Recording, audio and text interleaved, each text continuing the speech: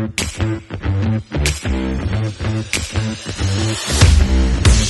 back to Chemical Safety at Work, the podcast where we discuss all things dangerous goods.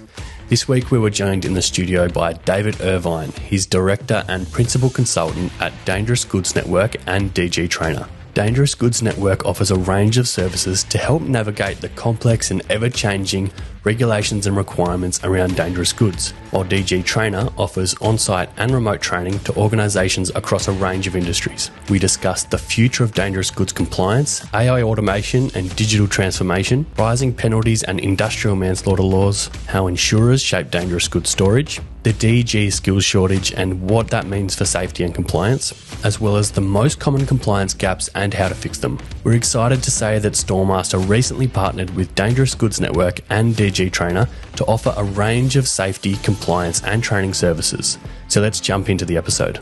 Thanks very much again for joining us. How has the regulatory landscape for dangerous goods compliance changed in the past few years? What trends do you see shaping the industry moving forward? Yeah, I think the trends are like regulatory, some of the areas that are really changing is really around like batteries, in particular, like the lithium batteries. We're seeing that there's a push there to make some changes. And so while those changes haven't sort of pushed all the way through, there's definitely like a desire there, especially from emergency response departments by every state, in particular in New South Wales, are pushing hard for that. So we're seeing that.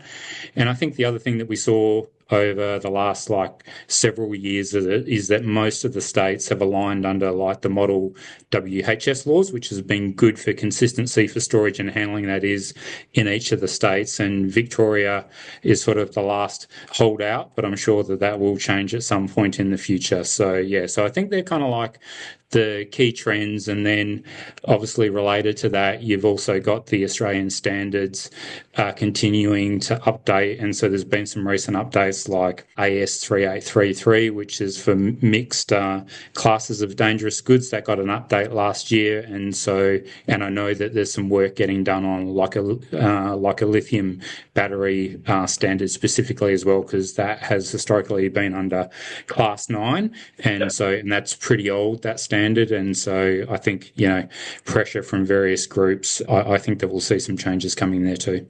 Sure. With those chemical separation changes, how have you found implementing those into your job?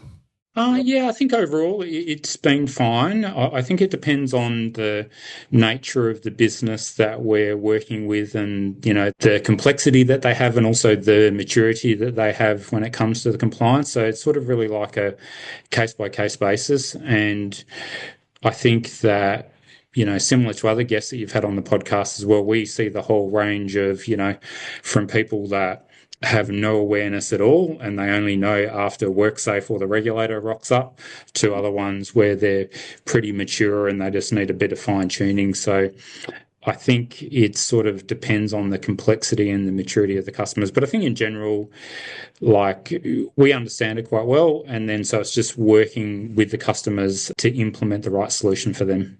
What are some of the biggest challenges that companies face when trying to maintain compliance with regulations in regard to DG?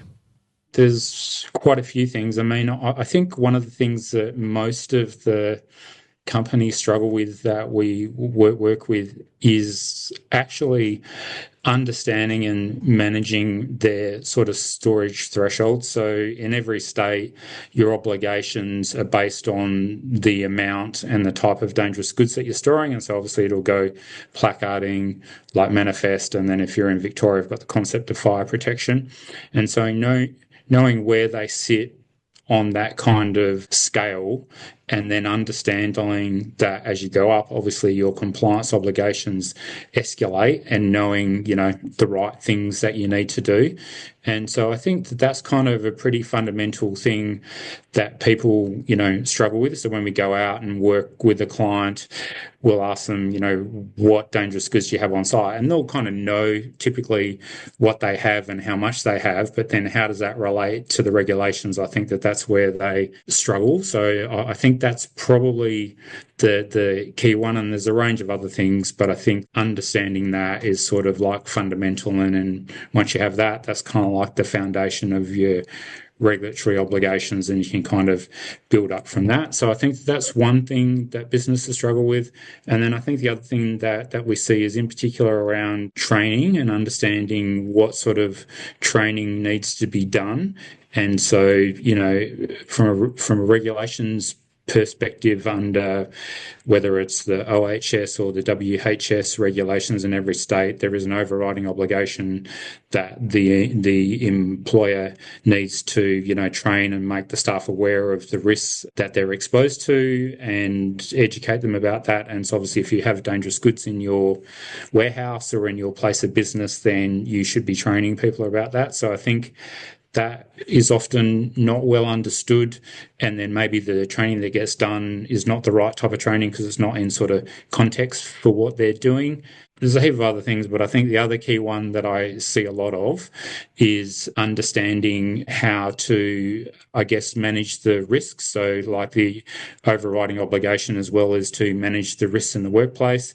And so knowing how to actually go about and perform a risk assessment and then, identify the right types of hazards, and then understanding how the relevant Australian standards can be used as like best practice risk controls, and you use those to help manage the risk. I think that's another area that businesses kind of struggle with and where we typically get involved. But I think they would be kind of my three key areas, and I could probably rattle off a list of 20 other things, but there would be my top three. What role do you see insurance companies playing in regards to dangerous goods storage and handling? Yeah, so that's an interesting one it's always been there, but it's definitely where we're seeing that is changing, and insurers are becoming more prescriptive about what they need. So especially when you have, a storage facility or a warehouse where they have a lot of dangerous goods, the insurer is insuring, tens of millions, potentially hundreds of $1 million worth of stock. And so then the insurers are actually typically putting on the business that's storing those dangerous goods a range of obligations over and above what the regulations in any state require. And so typically what we see is there's called the FM Global Standards, which is really based around loss prevention. And typically they're, I'm going to say stricter or, have higher levels of control than the regulations any state do. And so often businesses are having to spend quite a lot on infrastructure if their facility is not already designed to store dangerous goods, and so they're trying to retrofit something, then that capital expenditure can be quite high. And I think it's also getting the businesses to understand that, what the insurers are worried about is obviously like loss prevention of property. And then the regulations are more focused around protecting humans and the environment and that type of thing. And often they overlap, but often they don't as well, right? And so it's kind of understanding what's driving that. But definitely we're seeing insurers are sort of playing a bigger role in that dangerous goods compliance. And often when we go out and consult a customer, that's the first thing we'll ask them is, does your insurer know that you're storing dangerous goods at this property? Do they understand how much you have? Because that's something you need to check like ASAP if you don't know that already. And so that's typically one of the first questions we ask, apart from how much dangerous goods have you got and what is it? And two, have you told your insurer and are you covered, right? So they're probably the first two things that we typically ask. Are insurers paying much attention to lithium-ion batteries in your experience? That's changing. And so they definitely are. And I think that we can all see in the media and the news, like the amount of incidents and fires that involve, the lithium-ion batteries is increasing. And interestingly, the FM standards actually came out with their own standard about like storing and handling those types of batteries ahead of any regulations or standards. So they're definitely at the kind of the forefront of it. And I think they came out with that. It was before Christmas last year, right? So sort of like maybe 4 or 5 months ago, they had already come out with that. And I think that they can see that from a loss prevention, it's really risky because when like a lithium ion battery fire starts, then you've got that whole like thermal like runaway. It propagates to the other batteries. And once those fires start, using conventional methods to extinguish them just literally doesn't work, right? And you kind of need to let the fire burn out. And obviously the fire departments are focused on, making sure everyone's out of the building, making sure the fire doesn't spread to surrounding properties. But I think that the insurers have seen that that's literally like probably their number one risk is if you're storing those batteries, and we're seeing more and more products out in the world today have that type of tech in them, and the batteries are getting bigger, right, as well. And so I think that they can see the risk there, so they're trying to control that as much as they can. With industrial manslaughter laws and higher penalties in place, how do you see liability changing for businesses handling dangerous goods? Yeah, so I think the attitude there is changing for sure. And I think that, most of the business owners or directors or senior managers that we go out and talk to, I think everyone is super aware that those laws are in place. And when we start talking to them, we're not trying to run a scare campaign, but, it doesn't take long for them to join the dots and realize that, okay, well, if we don't manage our dangerous goods compliance effectively, then we're actually exposing not only the people who work here to a lot of risk, which is obviously should be the primary concern, but actually if something happens, then whoever the director or the owner of that company that's ultimately responsible can get held accountable. And in the worst case scenario, if someone unfortunately, if there is a fatality, then there's laws in place that they can be prosecuted under. So I think that we've definitely seen that kind of change in attitude of when we first go out and talk to people, they're sort of joining the dots on their obligations when it comes to dangerous goods, and then as they quickly sort of see that picture form in their mind, and they go, oh yeah, we definitely need to do something because it's the right thing to do. But also not only the industrial manslaughter laws, but I think pretty much in every state in Australia, the fines and the penalties are going up. And I'm sure we'll get to it, but we're definitely seeing that the regulators are being more proactive and going out more. And so that's also kind of having a flow-on effect as well. Do you think there's a shortage of dangerous goods professionals? Yes, there is. And that's a bad thing overall. Like people might say, well, hey, you run a dangerous good consulting business, so that's good for you. But and I think that we do find that we get a lot of calls. It's quite busy. But I think fundamentally, overall, for the industry, it's not a good thing. And I think that the challenges there are, I think there's a range of forces at play there. But I think one of the things is that typically, dangerous goods consultants have come from like a chemical engineering background or some type of engineering background. They might be coming towards the end of their career. I know there's exceptions to that, but in general, it's a pretty kind of aging profile. I think part of the challenge is as well is that the nature of work now is that people don't work at places for 20 or 30 years anymore, and you've kind of got this, built up experience and knowledge inside of an organization. People will tend to move jobs, every 2 or 3, maybe 5 years is considered a really long time these days. And so you don't kind of have that organizational knowledge. And then I think, one of the other drivers is with the tertiary education, there's no sort of unit in an engineering degree, or there's no kind of course that covers dangerous goods compliance or regulation. So there's no kind of formal way for people to really learn that. And so people are kind of like learning on the job, so to speak. And, there are training organizations like we do training, but I think it's a different type of training to have that level of expertise. And, I think there's organizations like the Australian Institute of Dangerous Goods Consultants does a great job. But, yeah, I think that there's a gap there. And I think thinking of strategies about how to address that and get more people up to speed is a good thing. And I've seen a range of people talking about that. But I think the other thing as well is thinking about how you can use technology to bridge some of those gaps, because obviously things that you can do with AI now is going in a whole nother area. And so I don't think that's ever going to completely replace like a dangerous goods consultant. But I think that there's that kind of base, because there's a big gap between, this kind of base level of understanding and maybe getting to a mid level of like competence and knowledge around dangerous goods. And then you're always going to have these complex scenarios where there's major hazard facilities and, mining companies that have explosives and radioactive and all of that stuff that's complicated.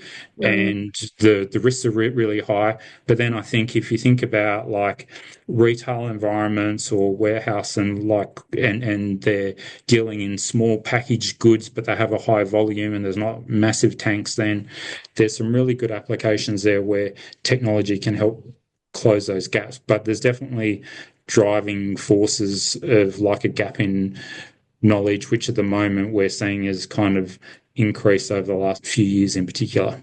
So you think those changes in the workforce will have an impact on safety and compliance in the coming years? I think that it ultimately will, but I think that what we're seeing is it's kind of like opposing things happening there. Like the regulators are more proactive, so I think that that's a good thing. So I think that's sort of driving some of the compliance behaviours, and I think that the awareness, because of what's happening with like you see in the news and the media, if there's fires, or explosions that are fueled by dangerous goods, that I think the awareness is there. And then as we were talking about before with the industrial manslaughter laws and increased penalties, so I think that we can see that the awareness is going up, and with the regulators being more proactive, new regulations coming out to address, I think that we'll see that the compliance will improve. And I guess it's just bridging that gap in the knowledge to help people do it. And so I think that kind of goes back to my point about helping the technology to do that, because if you think about the scenarios where you've got that super high risk stuff like major hazard facilities and radioactive, explosive, those types of things that are quite complex, yes, there's a lot out of them in Australia, but then that bulk of the stuff in that kind of retail where small packaged goods, that's where I think that we could kind of close those gaps ultimately. Yeah, sure. And in regards to those shortages, how do you get more people into the field? What's your pitch to people to become a dangerous goods consultant? Yeah, my pitch is that, I've been in health and safety for over 20 years, and so I think it's all sort of like it is the greater good of helping people and businesses understand the risks with the goods that they're trying to deal with in their business. So my kind of approach and attitude to it is, going out to businesses is really to help them and help them understand what they're trying to do. So I think that there is a bit of, without sounding too over the top, like there is this kind of greater good of helping people and educating them and ensuring that people go home safely. And so I think going out and working with businesses that, when you start don't have any awareness at all. And for me, helping them comply with the regulations is important because they want to do that as a business. But for me, it's more about, ensuring that people go home safely, they understand the risks, and so they can control that. And then I think, as we're seeing in society today, there's a bigger push around like the environment and like ESG. And so ensuring that the environment is protected as well is important to me as it is to a range of other people. So I think complying with the rules is one thing, but I think, ensuring that people go home safely and ensuring that we protect the environment that we have, in particular like waterways and things like that, which we've seen can be so badly exposed when there's a spill of dangerous goods. To me, those things are important. So I think that's my kind of pitch to people about like, why do you do it? That's why I do it. And then I think the other thing as well is if people are interested in, because, the regulations and the standards and the way that things interact, it can be complex, but once you kind of get your head around it, it's kind of like a puzzle. And so I think if people are into that type of stuff like engineering and Critical solving thinking. problems, it's actually a really cool thing because there's Engaging. layers to it. Yeah. And so it's not like you just kind of like learn it and you know everything. I learn literally new things by the hour about dangerous goods. So I think that there's that element to it as well. Like there's a lot of complexity there. So it's like fulfilling, satisfying, engaging, right? A lot of variety. Yeah, absolutely. Like you definitely need to bring your A game like every day to work. And the range of questions that we get asked is, like the whole spectrum of, someone that doesn't really know much at all to someone that's, has radioactive on a mine site in like the Pilbara and they want to transport it to South Australia. How do you do that? So it's quite, from that perspective as well as diverse. And I guess with all the industries that you deal with, there's a wide range of industries you get exposed to as well. So it's pretty much every industry you can think of has some type of dangerous goods in there. And so I think that's the other thing is just sort of it's very diverse and broad. So coming back to, I guess, compliance processes, and it's quite manual, you would say, the current existing processes these days, spreadsheets and outdated systems. Are there any tools or digital solutions that you would suggest? How can people go about making things a bit more efficient? Yeah, for sure. So there's quite a lot of things out there at the moment. And so, historically, as you said, Mel, when we go out and talk to people, they've got spreadsheets. They might have a pretty simplistic SDS library of things that they have of the safety, data sheets that they have on site. And so I think in terms of tools that are out there, so there's a range of things, but I think the area where we're really going to see growth is around AI. And so, when we were talking before about the complexity and the layers of the regulations, whereas maybe like 5 years ago, if you're trying to do that in software, trying to do that programmatically, it's not really feasible to do it the way that everything kind of interacts. Whereas now we've got AI, it's getting to the point where it's kind of smart enough to do that, to overlay, like the regulations, the standards and all of those kind of nuances that we were talking about before. If the AI and I guess that the prompts are written in the right way and it's still evolving, that we believe that is definitely going to be the future to kind of answer those, like the day-to-day questions. And I think as AI is literally, in the next 5 years is going to like revolutionize a lot of things that we do. And I was actually talking to someone today and they used the analogy or the example of, AI today is kind of like iPhone version 1, right? And now we're on kind of iPhone version 16. And I think when we look back in 5 or 10 years, we're going to go look at where we came from, right? And so I think that that's where the future in sort of compliance is in particular. And I think there's always going to be a role for experts to play, but I think that kind of interaction with AI is going to be critical because I think, people, as we've been talking about, like there's a whole heap of reasons why people don't have the knowledge and experience that they need to. And what we're seeing with businesses as well is that, they're storing more and more dangerous goods for a whole heap of reasons. Like post-COVID, there was definitely a spike of like stockpiling things because people were worried that like the supply chain broke down, and maybe that's starting to calm down a bit now. But I think there are more and more dangerous goods, in particular, like, with batteries and things like that we've been talking about, like that's not going to change.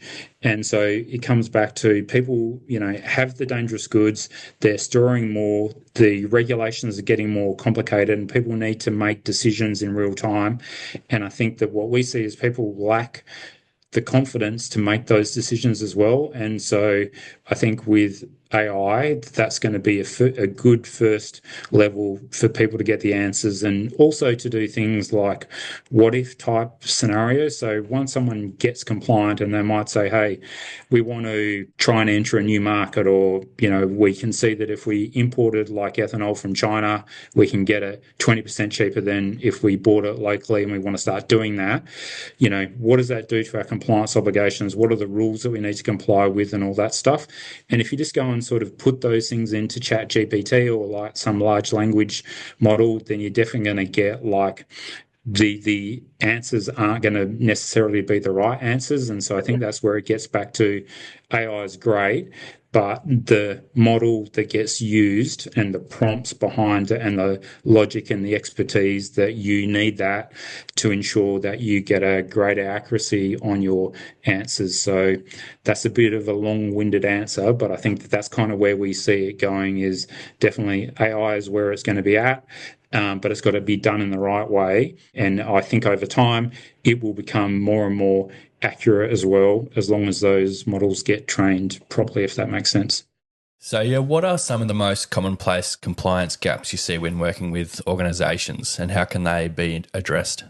Yeah, so I think we've kind of touched on a few of them already, but I think that sort of understanding what dangerous goods a company has on site, and then understanding the amount and type that they have and where that sits according to their storage threshold, which then, drives their compliance obligations. So that's probably number one. Number two is definitely like the training and being aware of what type of training and having the right training in the right context. I think the other thing that people kind of struggle with as well is like segregation and understanding, trying to read a segregation matrix while, if you don't look at that all the time, that can be hard to read. And so I think understanding what that is.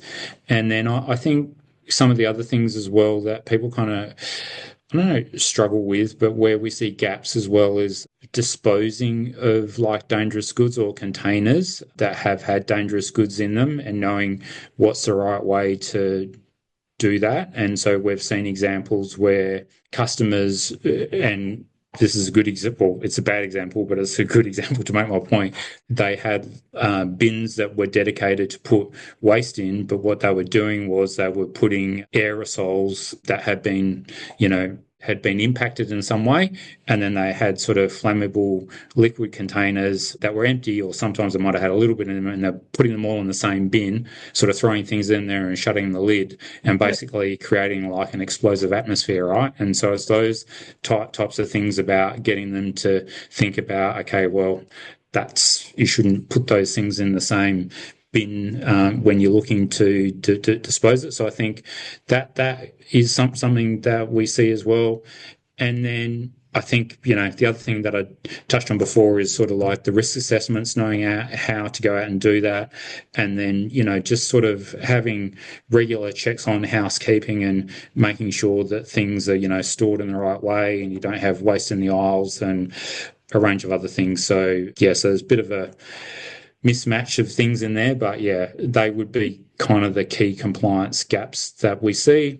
And then probably the other one is people have typically got an emergency plan. They have an emergency plan in place, but if they don't kind of understand the dangerous goods compliance, maybe it's lacking that focus on having things in there if there's a spill or if there's a fire that's involved dangerous goods. Yeah, that would probably be the main things. And there's a few small things like, people might have spill kits, but then they haven't gone and read the SDS to understand, well, what's the recommended PPE to deal with this if there is a spill. And so, they go, yeah, we've got spill kits. Well, let's go and have a look. Okay, you go and look at what's in the spill kit and then go, well, let's look at the SDSs for the stuff that you're storing, going, well, these two things don't match, right? Or you've got a gap in the PPE stuff that you've got. So I think the other one, it kind of ties back to the compliance obligations, just knowing when they need to notify the regulator, based on how much they've got, and when you've got to, get written advice from fire rescue if you're over a particular amount, or you're going to make changes and things like that. Yeah, so a lot of it really comes back to education and awareness, right? So how should businesses approach compliance training, and what are some of the biggest mistakes you see in DG training programs? Yeah, so I think the key things with training, as I've already talked about a few times, obviously there's like a legal requirement there to do it, and then to also to track that it's been done, and that so who's done what training, and then sort of ensure that people also get a top up or like a refresher of that training on a regular basis, whether that's annually or every 2 years. Because I think once we see a lot, oh, we trained those people 5 years ago. Well, one is the dangerous goods you're storing 5 years ago, does that relate to what you're doing today? And then really, we need to keep people up to date because regulations change and things like that. So I think that there's that component.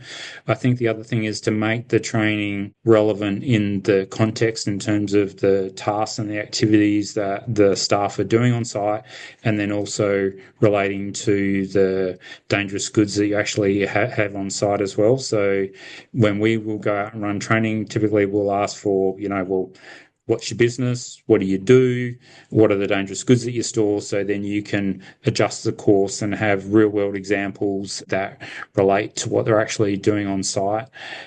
And then I think, the other thing ultimately is, well-trained employees can help you manage the overall risk of the business. So I think that we see that once we train people and we, let them know about the risks and we basically enlighten them, that then they're sort of your first line of really, defense in sort of ensuring that nothing ever escalates. So things don't escalate to the point where there is an explosion or a fire, because people are aware of all those things I was talking about. And so your staff are your first line of defense in helping prevent the incidents happen in the first place. So I think they're the key things. And then I think the other thing to think about as well is, given the profile of your workforce and their level of skill and knowledge as it comes to dangerous goods, in some scenarios, going out and doing things face to face are going to be better if it's a high risk activity,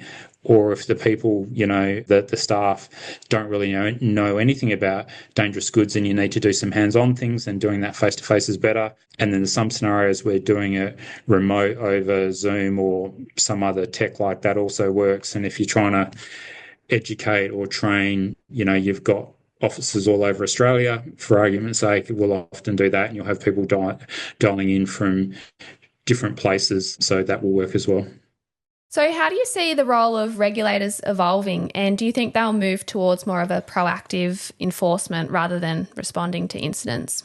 Yeah, so I think our experience is that is already occurring. Here in Victoria in particular, we're seeing pretty much weekly we're going out and doing site assessments, and in probably 50% of the cases, WorkSafe has already been out there and the company has been issued improvement notices, or they've been issued a prohibition notice, which means you have to stop doing that activity like right now. And so I think that's already occurring. And I think that the challenge for businesses is that if you're not proactively managing your dangerous good compliance, you get the regulator come out and you get an improvement notice, then you're on their timeline, right? So they give you a date of when things need to be in place. Depending on the nature of it, it's typically you have weeks to address whatever the improvement notice is that they've issued. And then so worst case scenario is that they can shut you down, right? So I think that it's already happening. We see it every week, and definitely more prevalent here in Victoria. And I know it's the same in other states because we do things in other states as well. And, I think that's really driven off increase in amount of incidents, like in the examples in Victoria that come to mind are, there were the fires in, Derrimut, which were obviously one person lost their life, and that same place has caught on fire again. And that company has now gone into liquidation, and they're currently still under investigation by WorkSafe and by EPA. So that's not done yet. And then there was actually a fire with a warehouse that was storing the lithium-ion batteries, and that was only about 1K away from where my house is, and that was literally like 6 weeks ago or even less. So I think that those incidents are sort of driving the regulator to be more proactive, and so yeah, we're just seeing that there's a definite sort of change there. Yeah, good. And what industries do you think will be the most impacted by changes in dangerous goods regulation over the next decade? Good question. I think that it's going to be, ultimately it's going to be all industries. I think it's the ones that are going to feel it the most, so the more mature industries like mining and oil and gas and those businesses that have always stored and handled dangerous goods, they've, in general, have it under control. And then I think the ones where it's going to impact the most are the ones where they're breaking into new industry verticals that they haven't been in before. And so they start, storing and handling dangerous goods for the first time, or the quantities that they're doing are increasing significantly. And then they're only just becoming aware that, there's actually regulations that we need to comply with. And often the first time that they find out about that is from their insurer when they go to update their insurance. And then they're sort of saying, are you aware that, you need to comply with all these regulations? So I think it's a lot of those things like, retail, warehouse, and like logistics. We're seeing like a lot of cosmetic companies as well, with all the perfumes and aerosols, beauty products in general is like a booming industry. And like a lot of the stuff that they have is actually classified as dangerous goods. And then you've got healthcare and schools. Schools actually have quite a lot of dangerous goods, surprisingly enough, when you think about it. Obviously, you've got the science labs, but then you've got schools have got, swimming pools with chlorine and all the things that go with that. They're obviously running operations in terms of, gardening. So they've got fertilizer and petrol and fuel and a range of other things. So cleaning chemicals and aerosols. Yeah, exactly right. So I think that that's where I think that they're the ones that will be exposed the most. And I think, even surprisingly enough, it's often some of the government, areas, whether they be schools or healthcare facilities, are the ones often where we see some of the gaps as well, which is concerning in a way that, you would think that the government would be the main ones that would be following the regulations. And we've seen some gaps there as well. Not in all the cases, but there's been some examples where you sort of would raise your eyebrows and go, really? So, yeah, so I think it's across the board, but I think the ones that have always done it well and have been exposed to it, I think will be able to adapt.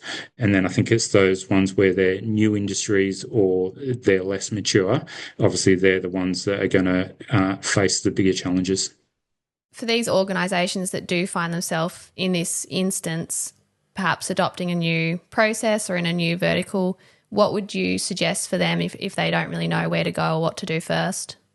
I think a good place to start is WorkSafe or the regulator in every state. Typically, like the resources that they have available on their websites is a really good place to start. And in every state, there's a code of practice for storing and handling dangerous goods. And so for those people that don't know, a code of practice is basically the regulations, but written in a more consumable and more easily understandable format. So I wouldn't say it's the world's most exciting read, but it's definitely one that you can understand. And so I think if people were unsure of their obligations, that's where I would start. I would say to people, you should go and look at the regulator website, go and have a look at the code of practice and sort of get a general understanding of what your obligations are. Contacting people like us at DG Network is a good thing to do. But I think there's some self-education that you can do first before you kind of come to people like us. And we're obviously happy to help. But if it was me and it was my company, that's where I would start. And I think that those resources available are pretty good. And Safe Work Australia also has really good stuff on their website as well. Yeah, great. Good tips. If you could give businesses storing and handling dangerous goods one bit of advice for the future, what would that be? Understand what dangerous goods and the amount that you have at your site. That is the key thing, because that is the underlying principle or foundation to manage the risk and to manage your compliance. And so they should have that at their fingertips. And so that's sort of the key thing. And then everything sort of cascades off that. So it's pretty basic, but you would be surprised that a lot of companies can't answer that question easily. Yeah, the quantities change everything. Yeah, exactly, 100%. Yeah. Well, thanks so much for coming on the podcast, David. Really awesome to hear your perspective on all of that. What's next for you guys? We're involved in sort of three main companies that we run around dangerous goods. So we've got Dangerous Goods Network, which is the consulting stuff that we've been talking to you today about, where we help companies with their sort of storage and handling, going out, doing site assessments, writing up reports, and doing a range of things about that and providing advice. We also run DG Trainer, and so we'll run a range of training courses. We do them in person. We'll do them over Zoom with like experienced instructors, and then we also have self-paced e-learning options. And we do partner with Storemaster and deliver some of the training with you guys as well. The other part, which we've been working on over the last 12 months pretty much, is that we also run another business called Dangerous Goods Technologies. And so we've got one piece of software at the moment, which we have a few customers on, called SDS Connect, which obviously helps customers manage their SDSs. But we're about to release in May a new piece of software called DG Expert, which is really around AI compliance. And what we're going to be focusing on first to start with that is you'll be able to store your safety data sheets in there. And then we're focusing on the storage and handling regulations for each of the states in Australia, and then the Australian standards that will also apply and help businesses do those risk assessments that historically they've struggled with to do. Through the power of AI and the knowledge that we've got, we're going to help them do that. So I think that's sort of our next big thing, is to do that push into the technology and the software space. There's always going to be a need for consulting. There's always going to be a need for training. And we kind of see this as the next area that's going to evolve in the industry. And so we want to be part of that and help shape the future of what that's going to look like. Exciting times. Great tools to make it a lot easier for people by the sounds of it. That's awesome. Yeah, exactly right. And I think that the whole concept behind it and why we called it, DG Expert, is really that you don't need to be an expert, right? Like a non-expert can sort of get those answers to the questions. And so, yeah, I think that's sort of the key thing that we're looking to do, because, the reality of like the majority of questions that we're answering, we're helping people things to do. A lot of that can be done with, the tech that's out there today. And yes, there's always going to be these super complex, multiple things where we're going to need experts to do it. But we have the belief that, like the vast majority of stuff that we're doing on a storage and handling perspective, we think that tech can do that better. Thank you, David. Thanks for coming on. Appreciate it too. That's awesome.